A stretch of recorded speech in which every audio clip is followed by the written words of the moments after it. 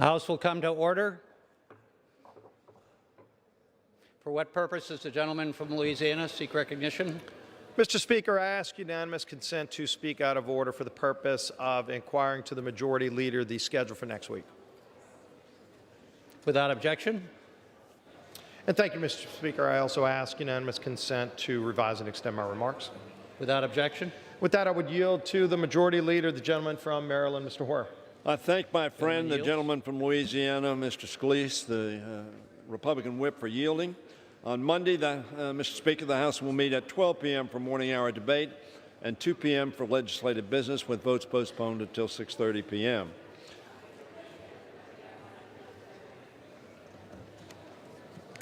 Mr. Speaker, I'm having trouble hearing myself. Okay, Mr. Speaker, the House is not in order. The gentleman will suspend. The House is not in order. The gentleman is recognized. Thank you, Mr. Speaker. On Tuesday and Wednesday, the House will meet at 10 a.m. for morning hour debate and 12 p.m. for legislative business.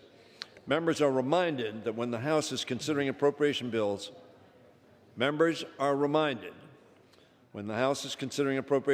votes will occur after 7 p.m., obviously before as well. On Thursday, the House will meet at 9 a.m. for the legislative business. Last votes on Thursday are expected to occur probably between 2 and 3 p.m.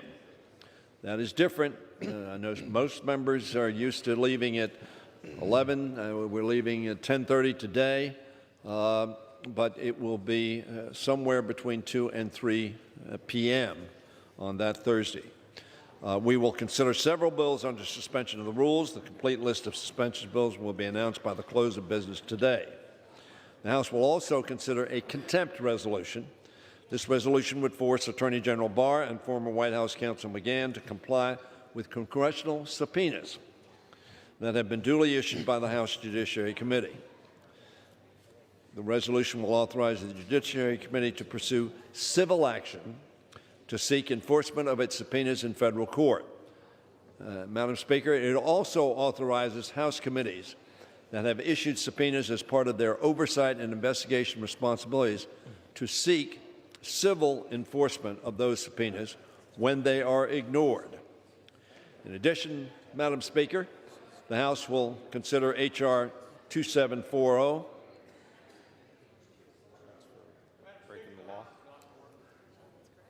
Gentleman is correct. House will be in order.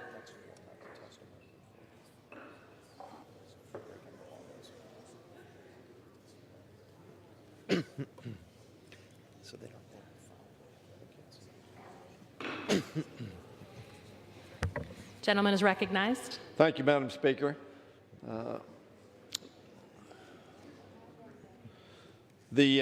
In addition to that contempt resolution, the House will consider H.R. 2740, the Labor, Health, and Human Services Legislative Branch, Defense, State, Foreign Operations, and Energy and Water Development Appropriations Act of 2020. This will be the first of several minibuses, Madam Speaker, that will be coming to the floor over this work period. It is my intention to pass all 12 appropriation bills through the House by the end of June. And this package is the first step towards the House doing its work.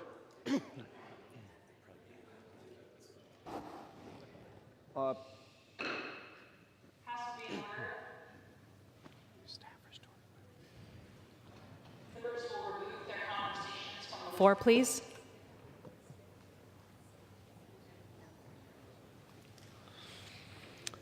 Gentleman is recognized. Thank you, Madam Speaker. This is, as I said, the first step towards precluding the possibility of shutdown at the end of this year, as occurred at the beginning of this year. And I'm hopeful that all members will cooperate with Chair Lowy and Ranking Member Granger, who have led their committees in working extraordinarily hard. 12 subcommittees, all of whom will have marked up their bills by the middle of next week and be ready for floor action. This is one of the earliest times we've considered it. My Republican colleagues passed a number of bills as well in the last year. It was the Senate that we didn't get that done, but the fact of the matter is hopefully we'll be able to get this done. With that, I will yield back to my friend, Mr. Scalise. And thank the gentleman for yielding back. And as we start the appropriations process to ultimately get to a point where we're able to pass our appropriations bills prior to September 30th, I think the gentleman recognizes that the only way we would have an opportunity to get to a point where we don't have a shutdown is if we are in agreement, both between the House and Senate as well as the White House, on the actual number, the amount of money that the federal government would be able to spend in that year. We've had agreements in prior years, budget agreements on how we're going to do that. I think the gentleman understands that even within the Democrat-controlled House, there's not an agreement. The budget committee, your budget committee, was not able to pass a budget, was not even able to pass out of committee an amount of money to determine what we could spend in the House or the Senate. There's not an agreement at all. In fact, if you look, it's the first time in 9 years that the House Budget Committee did not produce a budget. And in that budget, that is usually the document that says this is the amount of money that the appropriations bills can ultimately equal up to, whether it's defense or all of the other bills. And next week, more than half of the discretionary spending of the country is going to be on the House floor. The Department of Defense bill alone represents more than half of the discretionary spending, and there's not an agreement between the House or Senate or the White House on how much we're going to fund defense. I'd like to see us get that agreement, but clearly the gentleman knows we don't have one. Unfortunately, those bills are typically bipartisan, and the Appropriations Committee has produced a very partisan defense bill. That doesn't happen often. I wish the Democrats on the committee would have worked with the Republicans on the Appropriations Committee to produce a bipartisan bill so that we'd have a better chance of actually getting something that can get signed into law. If we want to avoid a shutdown, the best way to do it is to work with both parties, not just to produce a Democrat-only bill. That doesn't happen too often, and unfortunately, I think that's the direction we're headed. I'd like to ask the gentleman, number one, if he's got any kind of idea of how we're going to get to a budget agreement, an agreement on some kind of spending forecast that we can have a picture of how we can get bills that could get signed into law, and an amendment process that would be fair to both sides. And I think we've talked about this before, how so far this Congress, it's been very tilted, where the very lion's share of the amendments that are coming out of the Rules Committee are only Democrat amendments. There's been a history, this Congress, of shutting out Republican amendments on the floor, and I would hope there would be a more fair process as these important bills, DOD, Labor H, and some of the other bills that are going to be coming to the floor, where the Rules Committee would at least allow both sides to speak as we try to produce a bill that could be bipartisan, but so far has not been, and I'd yield back. Would the gentleman yield? Yield back to the gentleman. I thank the gentleman for yielding. First of all, of course, there was no budget last year. There was a budget that was passed in the latter part of the year before, but that was for reconciliation purposes, so you could pass your tax bill with less than 60 votes in the United States Senate. So I wouldn't go too far on the budget. The Republicans were in charge for 8 years. They never had a budget. That doesn't mean we didn't pass one through the House, but there was never a budget, and there was never a budget that was implemented that I can remember in the long term. But that aside, as the gentleman probably knows, I in January started talking with your leadership, with Ranking Member Granger, with Senator McConnell, with Senator Shelby, with Senator Leahy, with Ms. Lowy, and with our leadership about the necessity to reach a agreement on the level of discretionary spending, which we call the caps. Clearly, as Senator McConnell pointed out in our discussions, that the White House was a critical component of that because, as you know, in order to change the sequester, which I think is one of the stupidest policies that we put in place, but in order to change the sequester, we'd have to have a bill signed by the president. So clearly the president would have to be involved. Unfortunately, sometime thereafter, Mr. Vaught and Mr. Mulvaney suggested that we ought to go to the sequester, that we ought to just mark to the sequester numbers. For the members who may not know exactly what that means a $54 billion cut in defense spending. And I don't really think anybody in this House thinks that's an appropriate step for us to take. But that's what Mr. Mulvaney and Mr. Vaught of the OMB suggested, except, by the way, they crossed their fingers to say we'll use $180 additional billion of deficit spending out of the overseas contingency operations to fund defense. In other words, yes, we'll do the sequester, but it will really only have the effect on the non-defense education, health care, medical research, law enforcement, et cetera, et cetera, et cetera. It only have effect on that side of the budget. I didn't think that made much sense. And very frankly, I think that all of the people that I just mentioned that I had talked to didn't think it made sense either. Obviously, Paul Ryan, when he was Speaker, didn't think it made sense because he led a deal with Senator Murray to give us numbers that we thought were reasonable, and we came to an agreement. I would hope that we could do that now. I know there's some negotiations at the top 4 level in the White House that have not reached agreement yet. I think that's unfortunate. Now, the gentleman observed that we haven't passed a budget. He's correct. But we did pass the exact same number that the Budget Committee reported out for discretionary spending. And we adopted it in the rule. He's right. We did not adopt it in the budget as it was offered. But that wasn't necessary because in either event, that wouldn't have solved the problem. But we adopted the same exact number, and the Democrats voted for that number, to which the committee marked its bills. As the gentleman knows, that was $733 billion on defense and $639 billion on non-defense. There's some argument on our side as to whether those numbers ought to be closer together, but that aside, that's what those bills have been. So there is a number. And it was a number that was used by the Appropriation Committee, and it is a number that is reflected in the bills that we will be bringing to the floor. Now, of course, we could wait, as I think, frankly, the White House wants us to wait, until September, maybe September 27th, 28th, or 29th, and then they would say, well, we're going to do a CR at last year's numbers.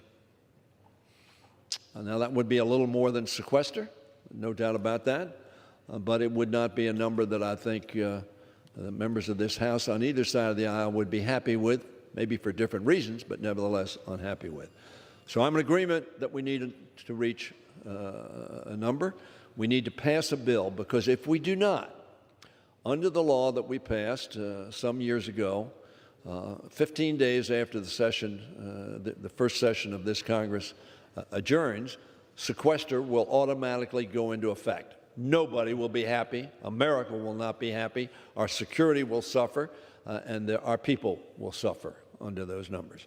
So I'm in full agreement that we ought to reach a number. Now, with respect to the appropriation bills, I think we need to move them.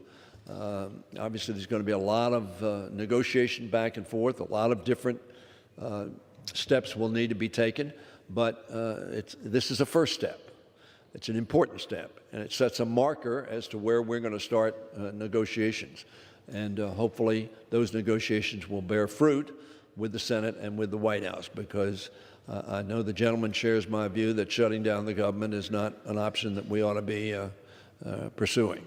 And hopefully we, through these actions, can preclude that from happening. And I think that'll be a positive result, and I yield back to my friend. Thank the gentleman, and I share the majority leader's understanding that there is a negotiation going on to see if we can get an agreement on the budget numbers. We're not there yet, and I understand, gentlemen, the majority has to move at some point on those appropriations bills next week. We all know that the bills that are being moved are not bills that we have an agreement on, and unfortunately started off in a very partisan nature. Hopefully we can get to a more bipartisan nature in the bills like defense that are coming up. We want our military to be properly funded, and we want our military to have the certainty that they don't have to operate under a CR. They don't have to operate under a cloud of potential shutdown, our men and women in uniform, as we get ready to honor the brave sacrifices that were made on D-Day. Tomorrow, of course, marks the 75th anniversary of D-Day and the heroic efforts that so many made, sacrificing their lives. Over 10,000 American soldiers died, and of course we reflect and pause to thank them for their sacrifice, to recognize that sacrifice that they made, and just as they did today, we have men and women in uniform risking their lives for our country, and we don't want to have this potential that if we get to September 30th and can't get an agreement on what that proper level should be, that they should worry whether or not they're going to get paid. So hopefully we can keep that work going, those conversations and negotiations going to finalize an agreement that we can get. We're not there yet. We'll see where it goes next week. And we then want to shift over and now talk about what else is going to be on the floor next week, and that's going to be this contempt resolution. I haven't seen the language. I don't know when your side plans to file, but I'd ask the majority leader, it's clear that there is a march to impeachment, that this starts maybe the formal march to impeachment on the House floor, but just this Sunday, the majority whip was asked on a TV show if he felt the House was going to impeach the President of the United States, and he said yes. There's been no evidence that would necessitate an impeachment. We had this nearly 2-year investigation by Mr. Mueller, and it was all about whether or not there was collusion between the president and Russia. They looked into whether or not there was any kind of interference with Russia in our elections. And of course, he did find that there was interference with Russia. Russia tried to meddle with our elections while Barack Obama was president of the United States. Now, what did Barack Obama do to stop that? I don't know. I don't know if that's going to be investigated. It should be. Whether or not the president did everything in his powers at the time to stop Russia from interfering with our elections. We know it happened, and we need to work together to make sure it doesn't happen again. That should be our focus. There was no collusion, by the way, and he found that. You know, there was no obstruction of justice, and I know the committee wants to keep focusing and looking into everything that they can to try to find more evidence that wasn't there. But if they start bringing, and you start bringing, language resolutions to hold, for example, the Attorney General in contempt, we haven't seen what the charges are, but some of the things that the Judiciary Committee has asked the Attorney General to produce, if the Attorney General produced that information, he would be violating law. Why would you hold the Attorney General of the United States in contempt of Congress for not breaking the law? Those are some of the things we've seen. Again, we haven't seen the final language. We've heard some conjecture by the chairman of the Judiciary Committee, by others who want to start this impeachment drumbeat. I would just urge caution to the gentleman as the House floor becomes politicized to just try to impeach the president because some people just don't like the fact that he was elected in 2016. There will be an election next year. There are a whole lot of people on the Democrat side that are already trying to get the nomination to unseat the president. And that debate's already going on in the country, and it'll happen in full next year. Let's let the people of this country decide who the president of the United States is. Let's respect the fact that the people of this country in 2016 said they wanted Donald Trump to be the president of the United States, and he is the president of the United States, and he's carrying out his duties, and he's carrying out the agenda that he campaigned on, as it should be. And if somebody wants to carry out a different agenda, next year they're going to have that opportunity to present it to the people of this country. But even though there was no collusion identified by the special counsel, this idea that we're still going to just start bringing legislative instruments to the floor like contempt, and then ultimately, as the majority whip said Sunday, that he felt that there would be impeachment on the House floor. I would just urge caution to the gentleman.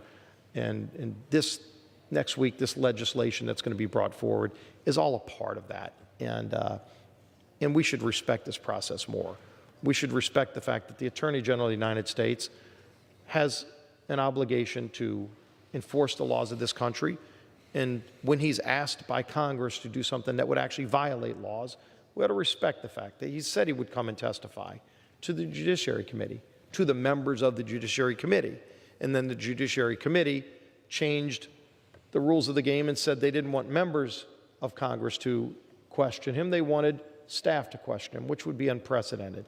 So he didn't come. But he did say he would come and testify to the committee under the normal processes that have always been in place. And so with that, again, we haven't seen the legislation yet. Once we do, we will review it, but I would just urge caution and yield to the gentleman. I thank the gentleman for his comment. Very frankly, the person who rejected the premise that this matter was over was Robert Mueller in a relatively short press conference in which he answered no questions. But he clearly demonstrated that he thought Mr. Barr misrepresented the fact that this was over. In fact, he said if we thought the president had not done anything wrong and we were convinced of that, we would have said so. We did not say so. Now, having said that, this is not related to impeachment. This is related to the Congress's authority under the Constitution of the United States to receive information from the executive on behalf of the American people. Now, if Mr. Barr believes that the information requested need not be submitted, then he has nothing to fear. Because what we are seeking is a court ruling, an independent body's ruling, as to whether or not he ought to be held in contempt and directed by a court to provide the information to the Congress of the United States, acting pursuant to its constitutional duty.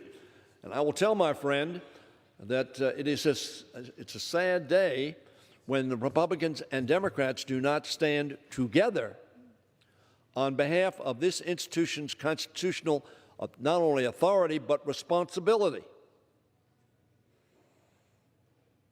to get the information it needs, both with respect to, as again Mr. Mueller pointed out, the very serious issue of the Russians trying to affect our democracy and our elections.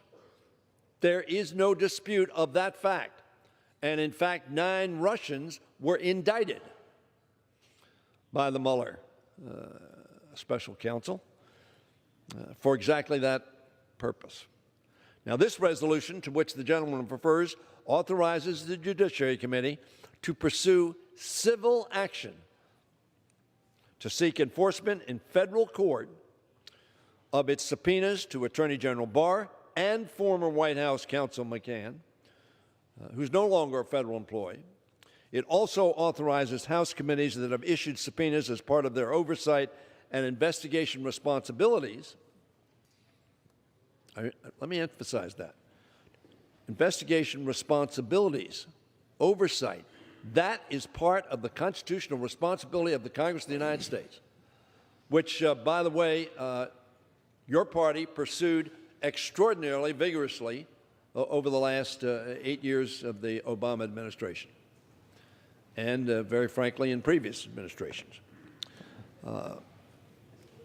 We are seeking civil enforcement to have a determination as to whether or not Attorney General Barr, Mr. McCann, and indeed others who have refused to comply with constitutionally sanctioned requests by the Congress of the United States for information on behalf of the American people. The President of the United States, like Barr, said, it's over. Mr. Mueller says it's not over. Mr. Mueller says he did not have the authority, pursuant to justice policy, to go further. But he pointed out that there are other bodies that have the authority and responsibility to do so. Who is that? Us. The Congress of the United States. Now, one of the problems that we're having is that the President has instructed almost all of government not to respond to the Congress of the United States, not to answer questions, not to testify, not to appear. I've called that perhaps the biggest cover-up in history of any president, who has, in effect, given a blanket suggestion, and in some cases order, that people ought not to testify. He said there's no reason to go any further. He's made that decision, and especially in Congress, where it's very partisan, obviously very partisan. We think this is not partisan. This is our responsibility to the American people.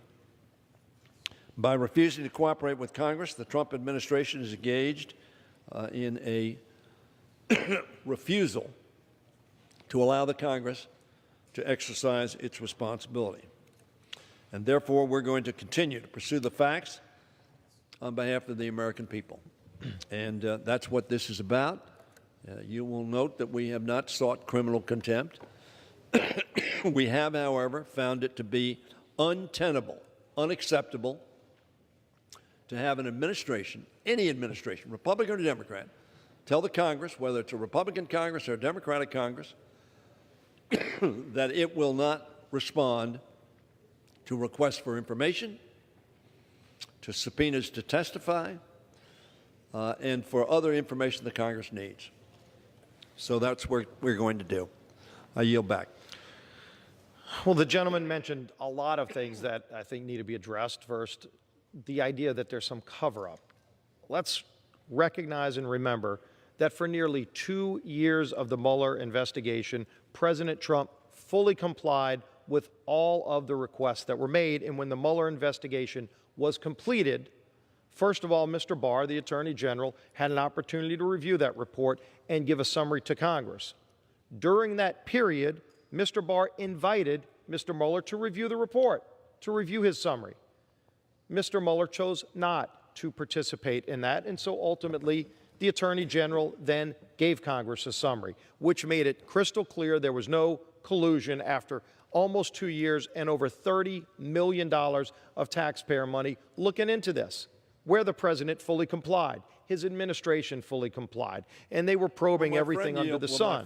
And the gentleman will yield, but after I first go through this, because these are important points to make, because anybody that wants to use the term cover-up ought to be very cognizant of what they're talking about when we talk about that investigation, because that investigation was as thorough as any that we've seen, and the Attorney General and the Special Counsel were both involved in reviewing it, but the Special Counsel had an opportunity, if he found wrongdoing, to file charges. And the gentleman from Maryland knows that. No, he could have I filed do not know charges. that, Mr. And he filed Whip. absolutely no charges. There were no charges filed because there was nothing wrong that was found. And he that was said his task. why he did not. The task was to see if there was any collusion between Russia and the Trump campaign while Russia was interfering with the elections. We know Russia interfered with the elections. Why did the Obama administration allow Russia to interfere with the elections? That's a question we should be probing. Why? Not just to go back in time, but to make sure it doesn't happen again. And how much time is being spent going and looking and seeing just exactly what Russia did to interfere with our election while Barack Obama was president. They're not doing that. They want to go after all these witch hunts. And was there more collusion? There was no collusion. And so instead of saying, okay, they tried for 2 years, you had members of your own leadership team saying they had evidence of collusion. And yet there was no evidence of collusion, and they've never come forth and said they were wrong. They've never brought forward what their mysterious evidence was, because there was no evidence, because there was no collusion. And so instead of that, they're continuing on, let's just hold contempt hearings for the Attorney General here on the House floor. The majority whip says the House will impeach the president. The gentleman hasn't answered that. Well, where is that going to happen? When is that going to happen? Why don't we actually focus on the problems of this country? Because the same committee that continues on these rabbit holes and witch hunts, that same committee that has jurisdiction over this whole Mueller investigation that found no collusion, no charges filed by the special counsel, that's the same committee that has jurisdiction over the border crisis. And the gentleman knows we have a crisis at our border. It's a serious crisis because we don't have control over our border yet. We need to get control over our border yet, but in the next 2 weeks, literally in the next 2 weeks, the Department of DHS is about to run out of money to deal with this crisis. And the President of the United States submitted a supplemental request to this majority asking to give additional funding so that we can take care of those kids that are coming over every day in the thousands, the unaccompanied children, where the Department of Health and Human Services is about to run out of money to take care of those kids. And so what happens to those kids? If they come over illegally, the law says what Homeland Security has to do, and if they come over and they're sick, which some of them are coming over very sick, they're turned over to DHS, where DHS takes care of them. And DHS has told you they're about to run out of money, and not a thing has been done. In fact, when the Labor H bill was in subcommittee, one of our members actually filed an amendment to try to include the money so that we can keep taking care of the health needs of those kids that are coming over illegally, and that was rejected on a party line vote. Your party voted against that. And the Committee of Jurisdiction, instead of focusing on how to solve this problem, how we can help resolve this problem in a bipartisan way, which it should be bipartisan. We all ought to care about these kids that are coming over that have a lot of health issues that we're trying to address, but they're about to run out of money.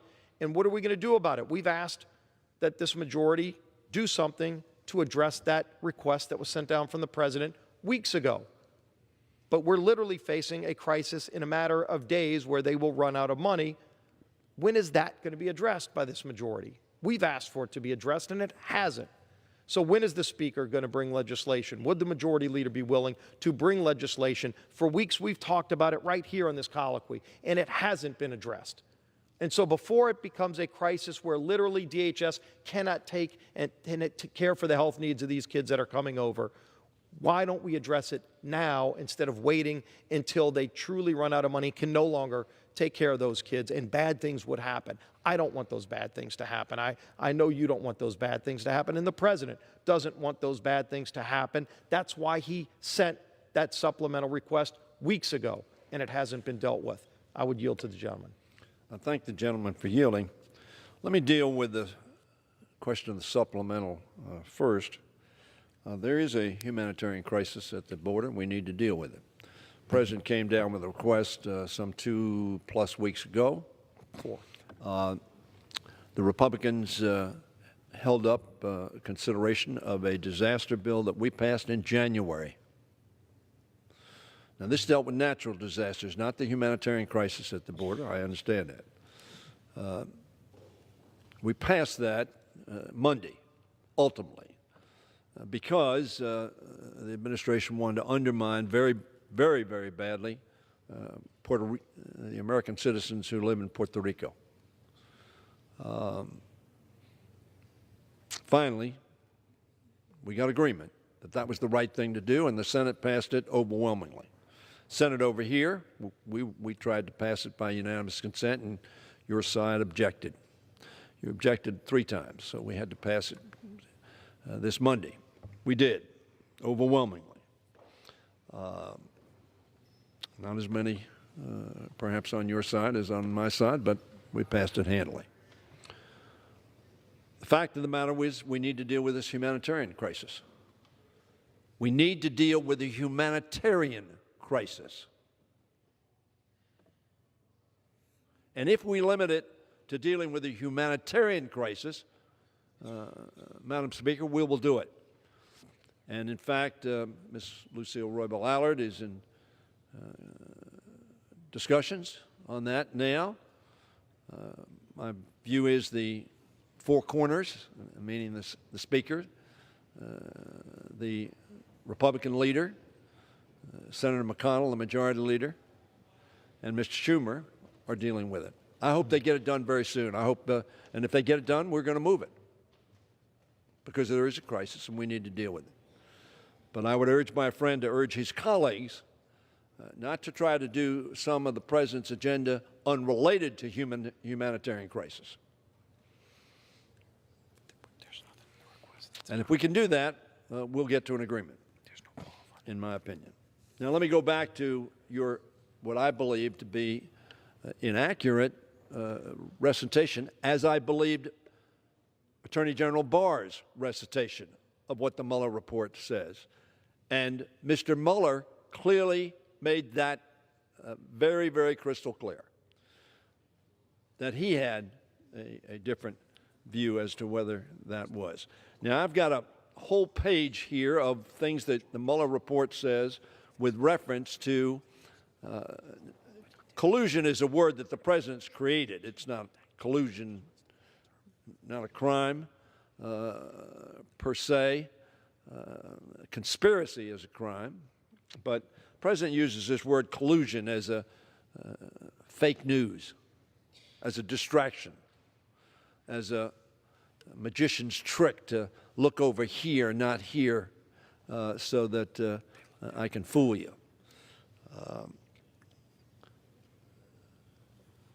I asked the gentleman to yield when he said that, well, the special counsel decided to do nothing. Special counsel made it very clear that under Justice Department directives, a sitting president cannot be indicted. And Mr. Mueller said, if he can't be indicted, I don't want to make an allegation, which would not be fair because he cannot be indicted, and therefore there will be no forum on which to defend himself.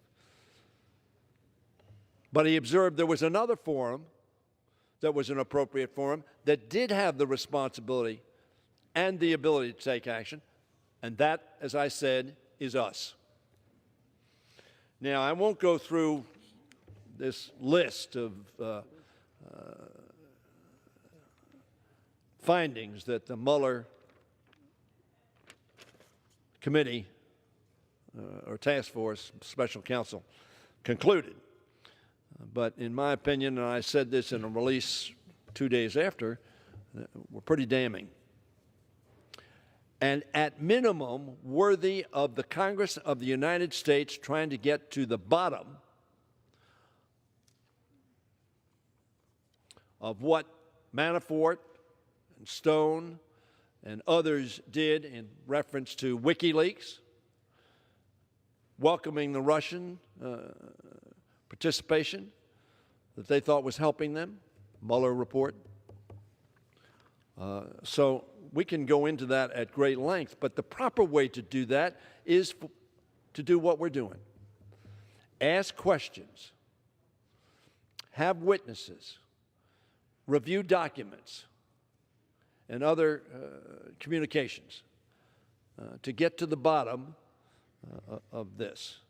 And we intend to do that.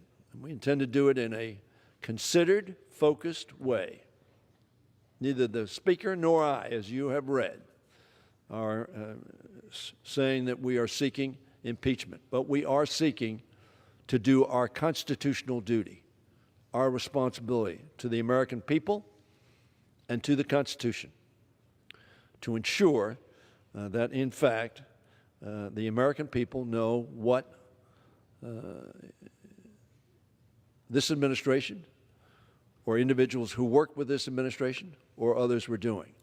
And lastly, because we could go on a long time about this, but lastly, let me say, the gentleman protests too much, Madam Speaker.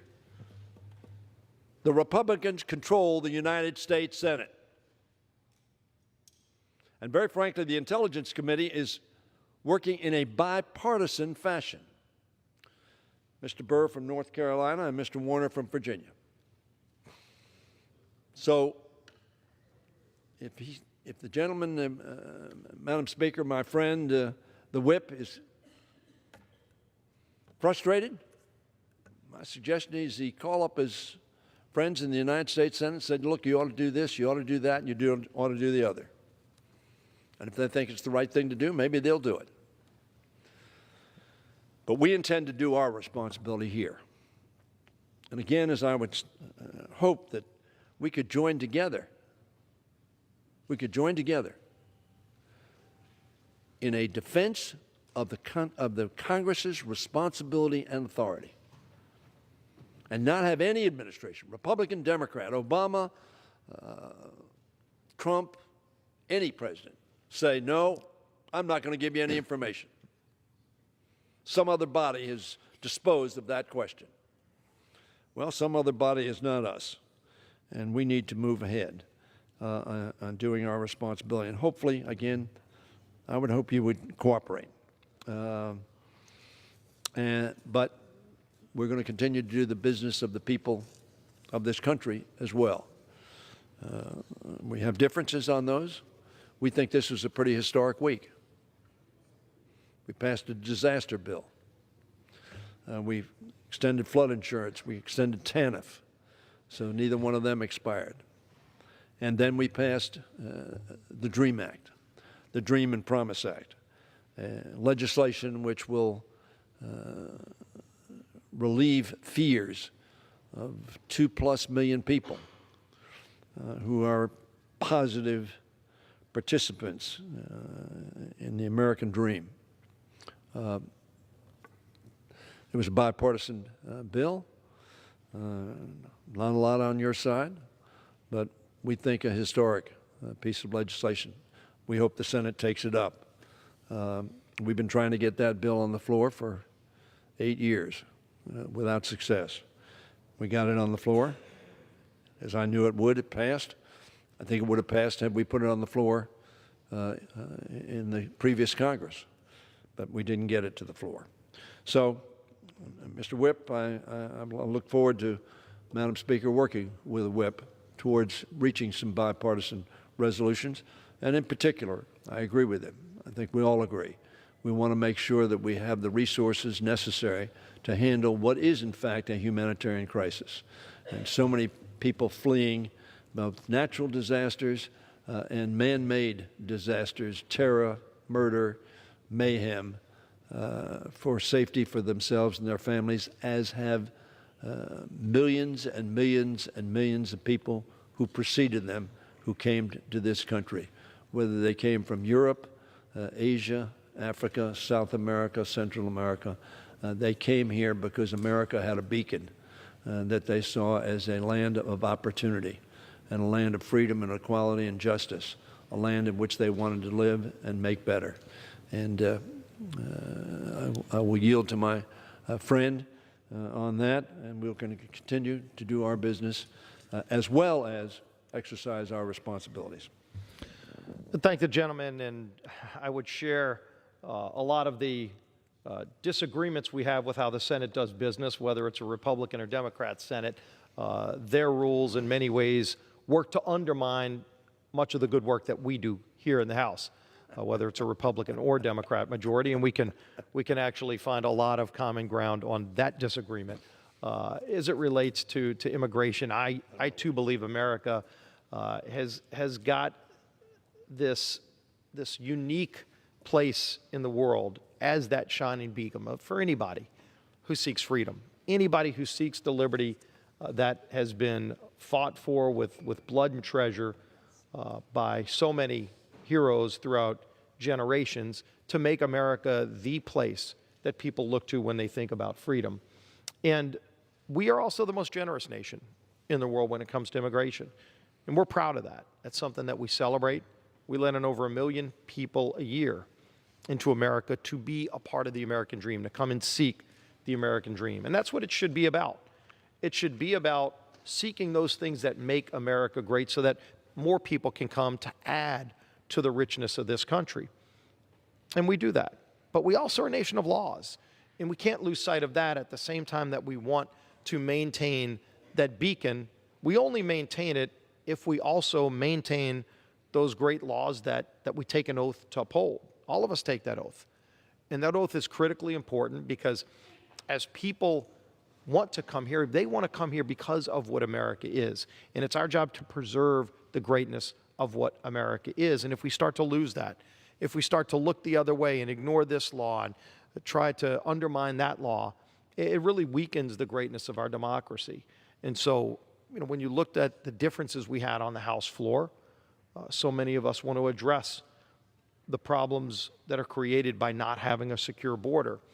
But when you say, for example, that if somebody comes here and they're actually on a gang database, and by law, you can't even look at that database to see if that person coming into our country is a member of a gang or committed violent crimes, that's not what is the richness of America. We want to maintain the dream that people come here to seek. And so we may disagree on the methods of getting there. And let's keep working to try to get to a better place. Because if something's going to get signed into law to fix the problems with our immigration system, to get back to a functioning legal immigration system, so that instead of having thousands of people that just think whether they're part of that culture that wants to seek the American dream or whether they're coming here to undermine what's great about America, they think that they can just traipse through thousands a day at a time because we have not secured our border.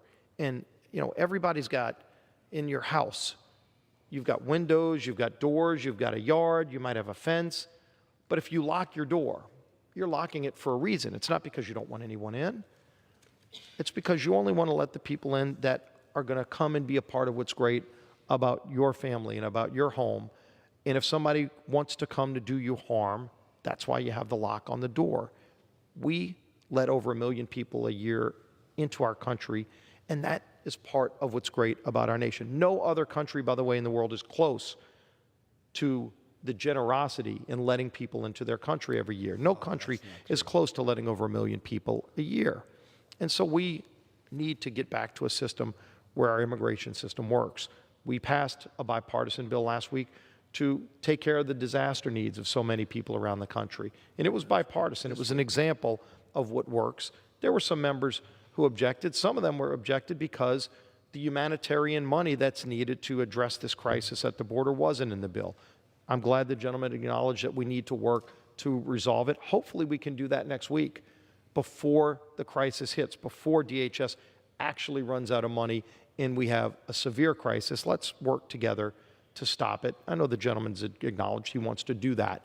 And so while there are some other things that are going to be on the floor next week that unfortunately would be very partisan in nature and we'll disagree on, let's also try to work to address that crisis so that, again, we get back to the richness of what's great about this nation. And I would yield if the gentleman has anything else to add.